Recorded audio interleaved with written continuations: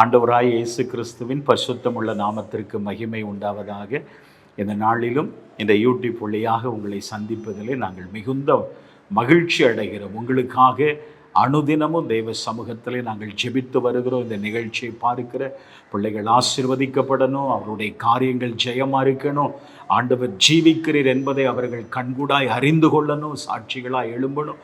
அநேக பிள்ளைகள் ஜெபிக்க கேட்குறாங்க, அவர்களுக்காக நாங்கள் தொடர்ந்து ஜெபித்து வருகிறோம், உங்களுக்காகவும் நாங்கள் ஜெபிக்கிறோம் என்பதை நாங்கள் அன்போடு தெரிவிப்பதில் மிகுந்த மகிழ்ச்சி அடைகிறோம். வேதத்தில் 1 நாளாகம புஸ்தகம் 29வது அதிகாரம் 12ஆம் வசனத்தின் பின்பாகத்தை நீங்கள் வாசித்து பார்ப்பீர்கள் என்றால், எவரையும் மேன்மைப்படுத்தவும் பலப்படுத்தவும் அவருடைய கரத்தினாலே ஆகும் என்று வேதம் தெளிவாய் சொல்லுகிறது.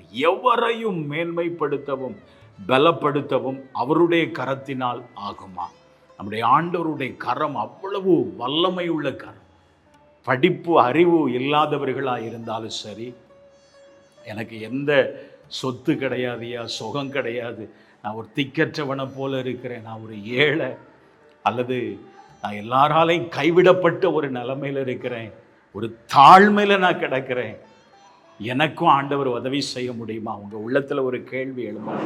அவருடைய வார்த்தை ஒரு நாளும் பொய் சொல்லாது. எவரையும், அதில் எல்லா எப்படிப்பட்ட நிலைமையில் நீங்கள் இருந்தாலும் உங்களையும் மேன்மைப்படுத்தவும் பலப்படுத்தவும் அவருடைய கரத்தினால் ஆகும். வேதத்தில் பார்க்கிற ஆடுகளுக்கு பின்னாக சென்ற ஒரு தாவீது, ஆடு மேய்த்து கொண்டிருந்த ஒரு தாவீதை இஸ்ரவேலின் சமஸ்த ஜனங்களுக்கும் அவர் ராஜாவாய் அபிஷேகம் பண்ணினார். ஒரு எகிப்து தேசத்துக்கு அடிமையாய் கொண்டு செல்லப்பட்ட, அடிமையாய் விற்கப்பட்ட ஒரு யோசேப்பை அந்த எகிப்து தேசம் முழுமைக்கும் அவர் அதிகாரியாய் மாற்றினார்னா, உங்களை என்னையும் உயர்த்துவது அவருக்கு எவ்வளவு லேசான காரியங்க. வேதத்தில் 1 நாளாகமம் 4வது அதிகாரம் 9, 10 வசனத்தை நீங்கள் வாசித்து பாருங்க. யாபேஸ் என்கிற ஒரு மகனை குறித்து சொல்லப்பட்டிருக்கு. அவனுடைய தாய் அவனை துக்கமுகமாய் பெற்றேன் என்று சொல்லி அவனுக்கு யாபேஸ்னு பெயரிட்டாங்களா.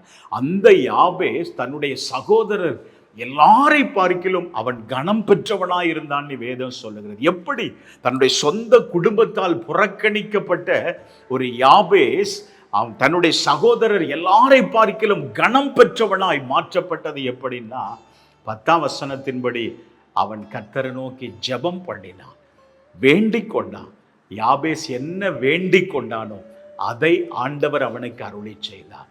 இப்போ நான் ஜெபிக்கும் பொழுது நீங்க என்ன இயேசுவின் இடத்துல வேண்டிக் கொள்ளுகிறீர்களோ, நம் தேவனாகிய கர்த்தராகிய இயேசு கிறிஸ்துவினிடத்துல நீங்க வேண்டிக் கொள்ளுகிறீர்களோ, அது அப்படியே உங்களுக்கு அவர் அருளி செய்ய வல்லமை உள்ளவராக இருக்கிறார். ஜெபம் பண்ணுவோமா?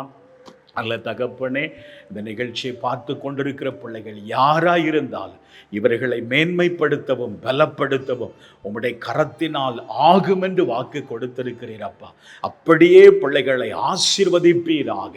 என் தாழ்வில் என்னை நினைத்த கர்த்தரை நான் துதிப்பேன் என்று ஜீவகாலம் முழுவதும் உமக்கு சாட்சியாய் வாழும்படி இவர்கள் வாழ்க்கையில ஒரு அற்புதம் நடக்கட்டும். ஒரு ஆசீர்வாதத்தின் வாசல் இப்பொழுதே திறக்கும்படி ஜெபிக்கிறோம்.